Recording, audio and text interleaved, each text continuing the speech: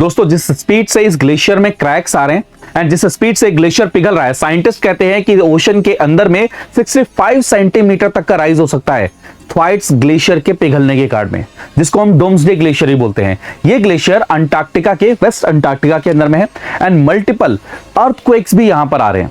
Earthquake के अलावा जो ग्लोबल वार्मिंग हो रही है, ये जो थ्वाइट्स ग्लेशियर है जिसका साइज कहा जाता है अप्रोक्सीमेटली यूके के बराबर है, वो धीरे धीरे पिघलना शुरू हो चुका है। इस ग्लेशियर को सबसे अनस्टेबल ग्लेशियर कहा जा रहा है। इसकी आइस की शीट लगातार क्या हो रही है, पिघल रही है। तो यहां पर है, ये रहा आपका थ्वाइट्स ग्लेशियर एंड ये आपके अंटार्कटिका के अंदर में पड़ता है। एंड इस ग्लेशियर का साइज देखिए, इसको ऑलमोस्ट यूके के साइज का ग्लेशियर कहा जाता है।